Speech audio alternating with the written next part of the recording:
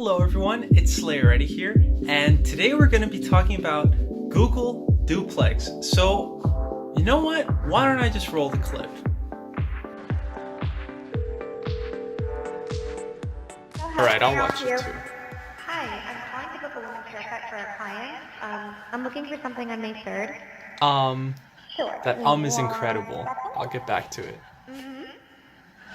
Dude, this thing just blew my mind.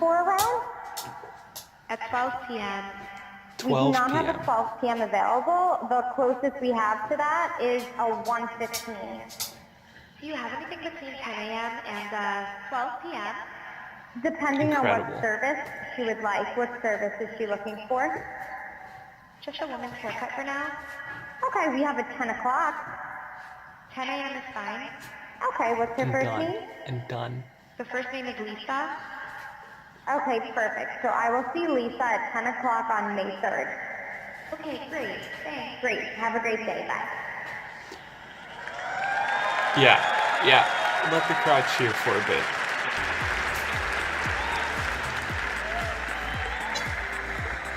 Alright, so let's talk about what just happened.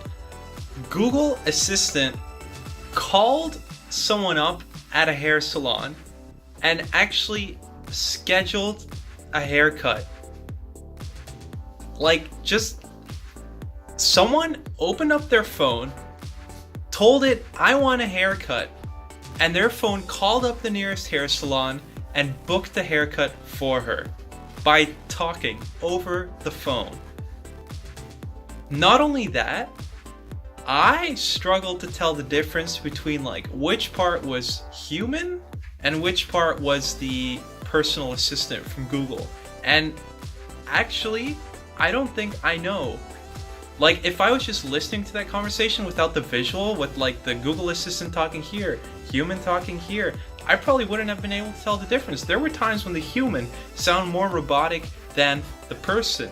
The Google Assistant did that. So, we're at a stage right now, it's absolutely incredible, it's just blowing my mind. We're at a stage right now where our technology is so far that we've completely like blown the Turing test out of the water. The Turing test is basically a test that you pass it if you can't distinguish a person from a computer. So you're interacting with the computer, but you don't know. You think it's a person. So this, like, we've annihilated the Turing test with this. Obviously, this is one very specific example of a situation in which it worked. There's probably plenty more examples that Google tried where it didn't quite go as they planned. But that being said, even like this proof of concept, for it to be so far along without anybody kind of even knowing that they were really working on such an application, like on this application of actually Google Assistant being able to call someone and then just like doing stuff for you, yeah, that's pretty incredible. And it has quite a few implications. Like, should you know when you're talking to a Google Assistant instead of a person? Does that take away from how like effective it is? I don't know. That's something that really needs to be talked about and might even need to be like regulated at some point. Cause yeah, I don't want Google Assistant calling me and trying to sell me all kinds of stuff. Like, I get enough telemarketers calling me on my phone. So I don't, yeah. The entire service industry is going to be absolutely destroyed by this. Cause instead of talking to a person, they can buy one program and this program can answer all their phone calls. That's going to decimate the entire service industry. Anyway, that was just part one. Then let's see what happens with like part two. So I'm gonna queue up the second video and I'm just gonna have it play as well. Like, I'll watch it live with you.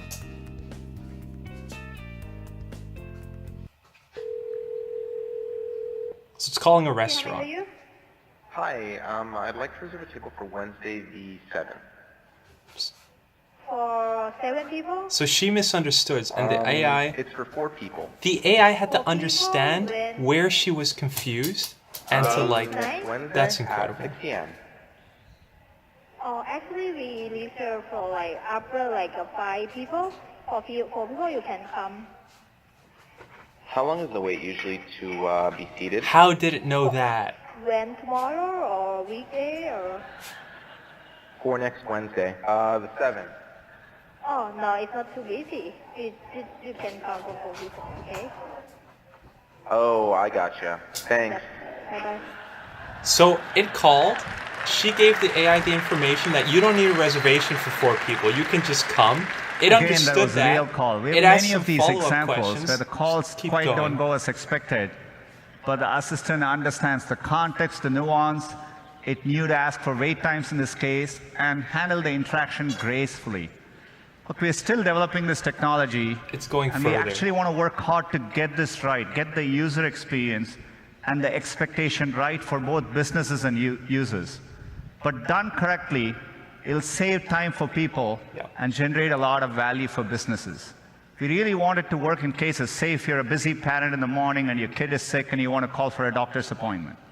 So we're going to work hard to get this right. There is a more straightforward case where we can roll this out sooner, where, for example, every single day we get a lot of queries into Google where people are wondering on the opening and closing hours of businesses. But it gets tricky during holidays, and businesses get a lot of calls. So we as Google can make just that one phone call and then update the information for millions of users, and it'll save a small business countless number of calls. So we're going to get moments like this right and make the experience better for users.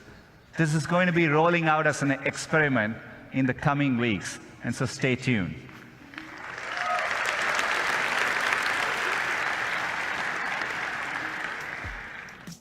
So let's talk about that. If you make a phone call to someone and you get information through that phone call, you're the only person who received any information from that phone call.